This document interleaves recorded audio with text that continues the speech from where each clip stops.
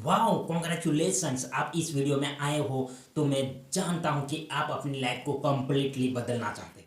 बहुत सारे लोग ये वीडियो को पूरा नहीं देखेंगे। 50% लोग ये वीडियो को देख के छोड़ देंगे। 40% लोग वीडियो को देखेंगे और एक्सरसाइज के बारे में जानेंगे। एक दो दिन अपनी लाइफ में वो एक्सरसाइज टेक्निक को अप्लाई करेंगे और फिर क्विक कर देंगे। मैं जानता हूँ कि 10% ऐसे लोग होंगे जो वीडियो को पूरा देखेंगे भी, लाइफ को बदलने के लिए एक्सरसाइज एंड टेक्निक का यूज भी करेंगे, उस डिसिप्लिन को अपनाएंगे और अपनी लाइफ को कंप्लीटली चेंज भी कर पाएंगे। ये डिसीजन आपका है कि आप 10% में आते हो या 40% में आते हो। आज लाइफ में जहाँ कहीं भी हो, वो आपके विचारों के कारण अपनी लाइफ को कंप्लीटली बदलना चाहते हो। अपने बारे में अपनी लिमिटिंग बिलीफ को जान के उसे रिमूव करके अपनी लाइफ को ग्रोथ करना चाहते हो, अपनी लाइफ को कंप्लीटली चेंज करना चाहते हो, तो वीडियो को पूरा देखो और एक्सरसाइज और टेक्निक को अपनी लाइफ में अप्लाई करो और आप देखोगे कि अगले 21 दिनों में आपकी लाइफ कंप्लीटली बदलने वाली है। अगर आपकी लाइफ में रिजल्ट नहीं आया तो वीडियो को डिसलाइक कर देना। Hi dear, I am Sandeep, law of attraction coach and manifestation expert. Law of attraction को जान जाने से आपकी लाइफ में कुछ बदलने वाला नहीं। आपकी लाइफ एक स्पोर्ट कार की तरह है और लॉ ऑफ अट्रैक्शन उसका फ्यूल है, लेकिन आपको उस कार को चलाना नहीं आता। क्या आप उस कार को चला पाओगे? नहीं चला पाओगे। Same with law of attraction. अगर आप लॉ ऑफ अट्रैक्शन के बारे में जान जाओगे, आप उसे सही से यूज करना नहीं जानते, लाइफ में आगे नहीं बढ़ पाओगे। तो आपको पता चल गया होगा कि आपके थॉट्स आपकी रियलिटी बनाते हैं। सोच रहे हो कि संदीप, मेरे विचार मेरी रियलिटी बनाते हैं, तो मैं अपने विचारों को कंट्रोल करूंगा, मैनेज करूंगा। तो आप इस दुनिया के इलाइंड पर्सन हो तो भी आप अपने विचारों को 100% कंट्रोल नहीं कर पाओगे। आपके फोकस के ऊपर law of attraction direct respond करता है, लाइफ में रिजल्ट लेके आता है। 10% ही हमारे विचारों के ऊपर हमारा कंट्रोल होता है और 90% कंट्रोल हमारे माइंड का हमारे विचारों के ऊपर होता है। लॉ ऑफ अट्रैक्शन को अप्लाई करके अगर आप अपने विचारों को कंट्रोल करना चाहते हो तो पहले आपको अपने माइंड को अपना दोस्त बनाना पड़ेगा और तभी आप ऑटो मोड पे ही चीज़ों को मैनिफेस्ट कर पाओगे जो आप लाइफ में चाहते हो। अभी बात करते हैं आपके माइंड के बारे में। मेरे हिसाब से आपका माइंड 3 भागों में बटा हुआ है। पहला कॉन्शियस माइंड और दूसरा सब कॉन्शियस माइंड और तीसरा सुपर कॉन्शियस माइंड। इसे इस तरीके से समझ सकते हैं। आपका कॉन्शियस माइंड एक मोबाइल की रैम की तरह होता है। आपका सब कॉन्शियस माइंड मोबाइल के इंटरनल मेमोरी की तरह होता है। आपका सुपर कॉन्शियस माइंड आपके मोबाइल के इंटरनेट की तरह होता है। हमारा कॉन्शियस माइंड मोबाइल में रैम की तरह है, जिसमें रहता है 4 GB, 8 GB, 12 GB, 16 GB, ऐसी रैम होती है। हम इंसानों के पास भी सेम रैम है। हमारा कॉन्शियस माइंड सेम कैपेसिटी का होता है। आपके मोबाइल में 100 से भी ज़्यादा एप्लीकेशन है, बट वो सारी एप्लीकेशन आप ओपन नहीं करते हैं। बस कुछ ही एप्लीकेशन हम ओपन करते हैं, जैसे फेसबुक हुआ, इंस्टाग्राम हुआ, व्हाट्सएप हुआ। ये चारों एप्लीकेशन चलेगी आपके मोबाइल के रैम पर। आपके मोबाइल के टास्क मैनेजर में जाके आप देख सकते हैं कि कौन सी एप्लीकेशन चल रही है, या आप स्क्रीन के ऊपर भी स्क्रॉल करके देख सकते हैं कि कौन सी एप्लीकेशन अभी ओपन है। वैसे ही आपका कॉन्शियस माइंड काम करता है। आप सुनते हो, आप बोलते हो, आप वर्तमान को महसूस करते हो, वो सब आप कॉन्शियस माइंड से ही करते हो। यहाँ तक कि आप अपनी लाइफ का डिसीजन भी कॉन्शियस माइंड से ही लेते हो। सही क्या है, गलत क्या है। कॉन्शियस माइंड आपके माइंड का सिर्फ 10% हिस्सा कंट्रोल करता है। कॉन्शियस माइंड आपका थिंकिंग माइंड भी होता है, जहाँ से आप सोचते हो। कॉन्शियस माइंड का काम होता है किसी भी टास्क को पूरा करना, फील करना, टच करना, कुछ सीखना। ये सब आप अभी कॉन्शियस माइंड से ही करते हो। अगर आप ये मेरी वीडियो देख रहे हो तो ये कॉन्शियस माइंड से ही आप ये वीडियो भी देख रहे हो। अब बात करते हैं सब कॉन्शियस माइंड की। सब कॉन्शियस माइंड आपका मेमोरी माइंड होता है। सब कॉन्शियस माइंड को समझना बहुत इंपॉर्टेंट है आपके लिए। सब कॉन्शियस माइंड ब्लूप्रिंट है आपकी लाइफ का। अगर आप अपने सब कॉन्शियस माइंड को समझ पाते हो तो आप समझ पाएंगे कि आपकी लाइफ ऐसी क्यों है।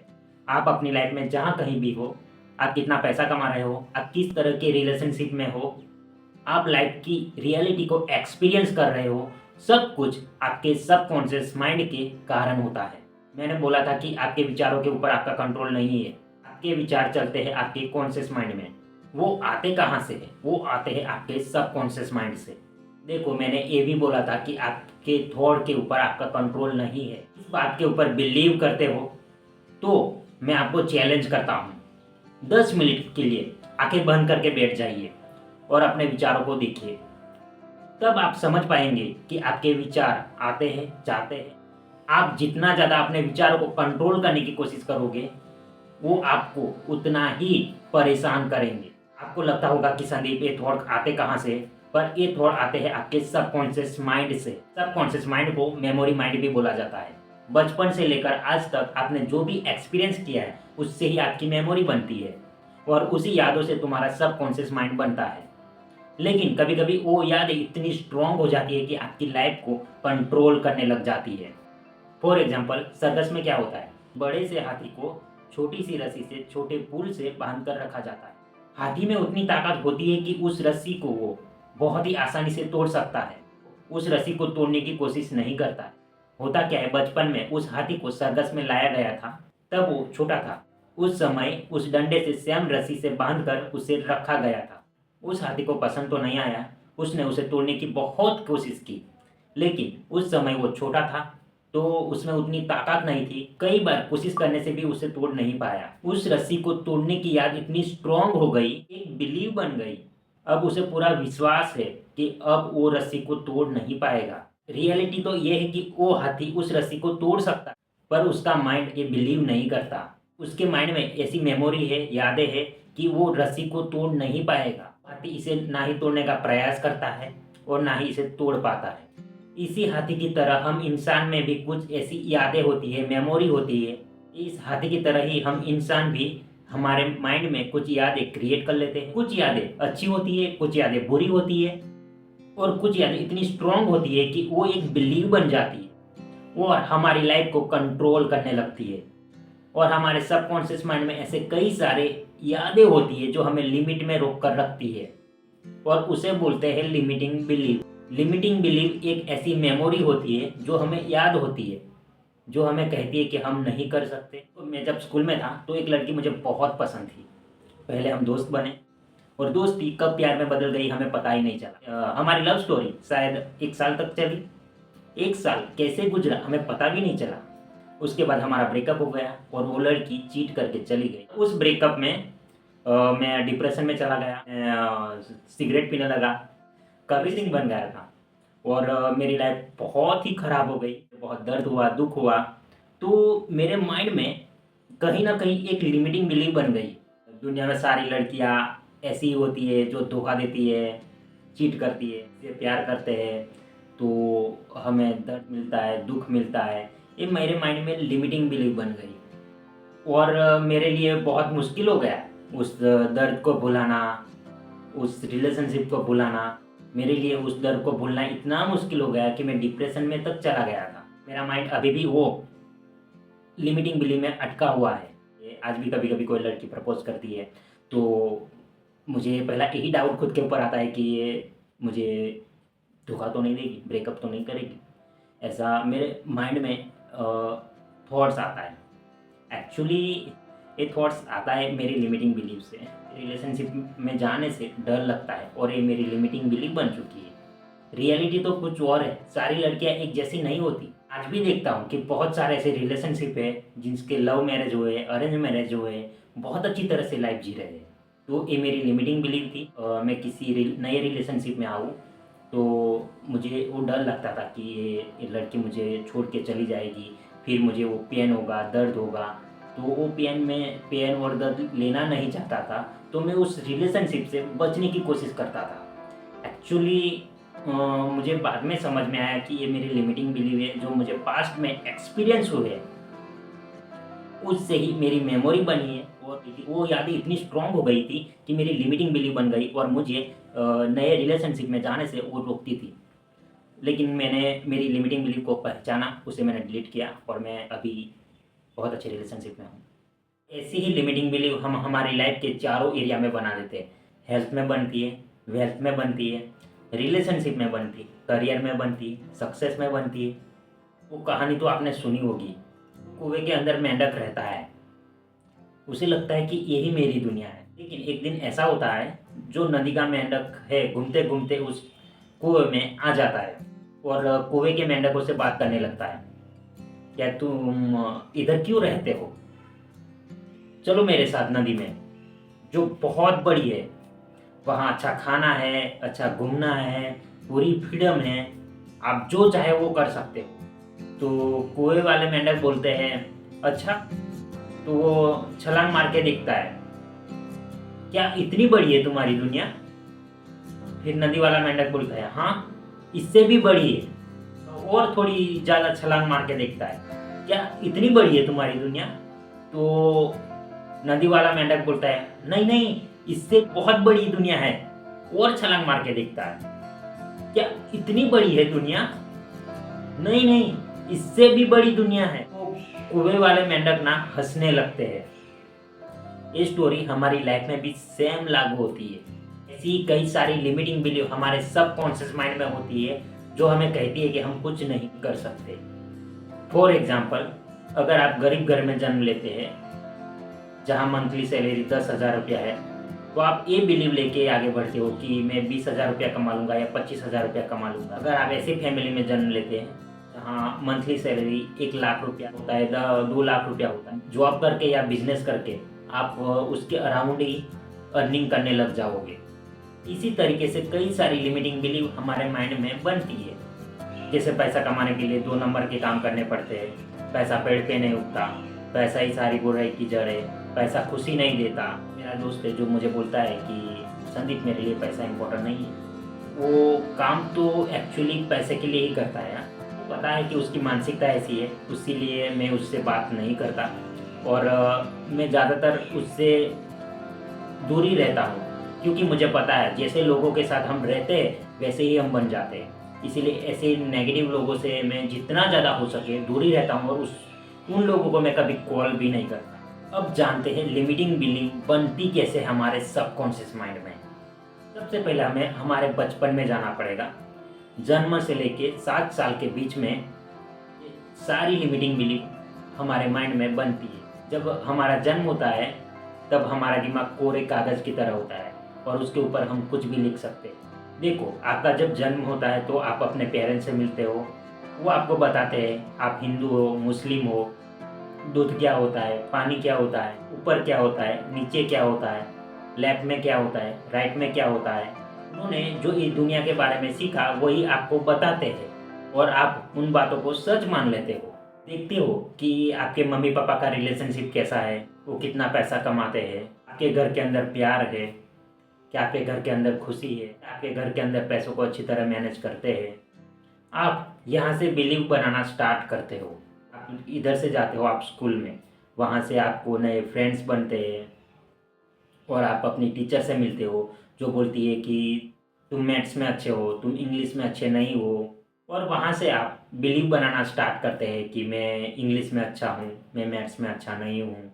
आपको ये भी बोला जाता है कि आप लाइफ में कुछ नहीं कर सकते, आपको अप्रिशिएट किया जाता है, आपको डिप्रिशिएट किया जाता है।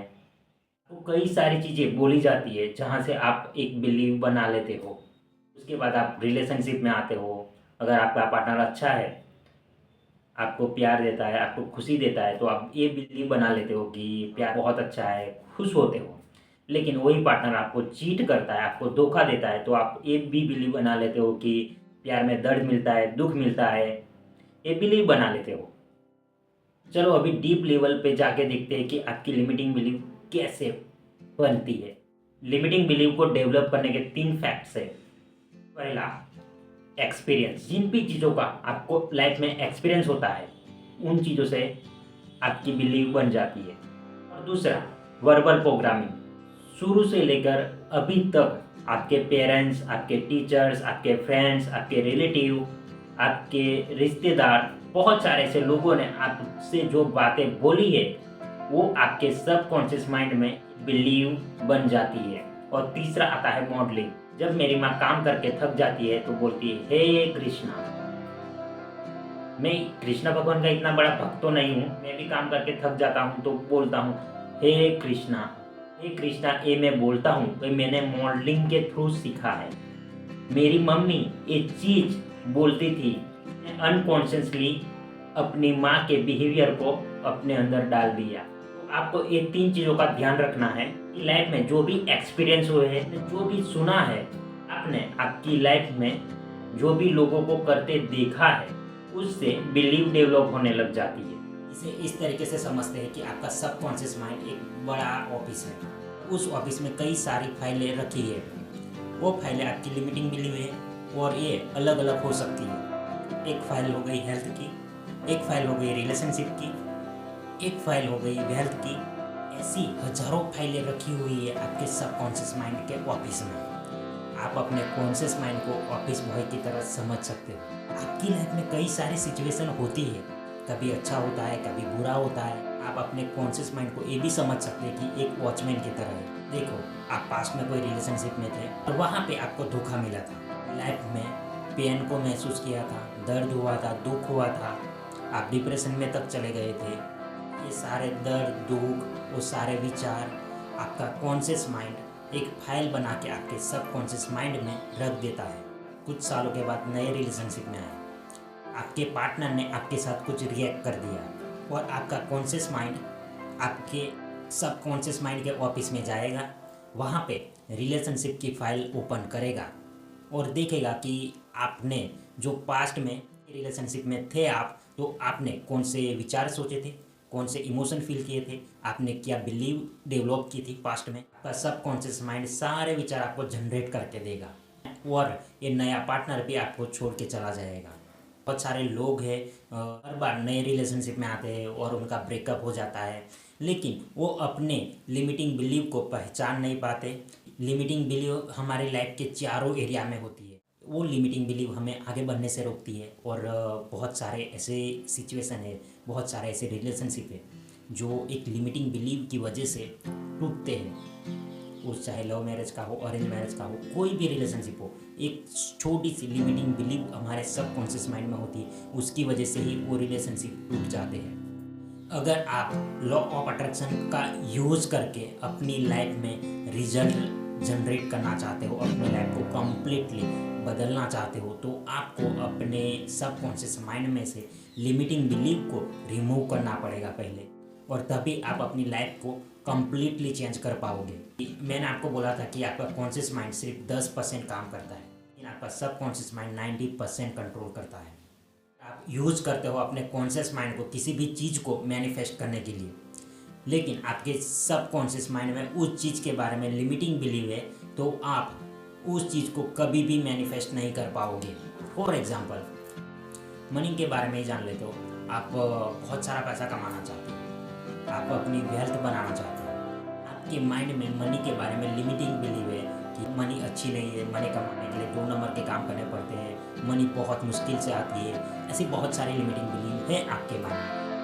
आप मनी को कभी भी मैनिफेस्ट नहीं कर पाओगे, आप वेल्थ कभी नहीं बना पाओगे। लिमिटिंग बिलीव को आपके सबकॉन्शियस माइंड में से पहले रिमूव करना पड़ेगा, तभी आप वेल्थ क्रिएट कर पाओगे। एक conscious mind and subconscious mind में कभी फाइट होती है तो हमेशा आपका सबकॉन्शियस माइंड ही जीतता है। कॉन्शियस माइंड से सबकॉन्शियस माइंड के ऊपर कभी भी जीत हासिल नहीं कर सकते। सबकॉन्शियस माइंड की लिमिटिंग बिलीव को रिमूव करें, तभी आप लाइफ में रिजल्ट को जनरेट कर पाओगे।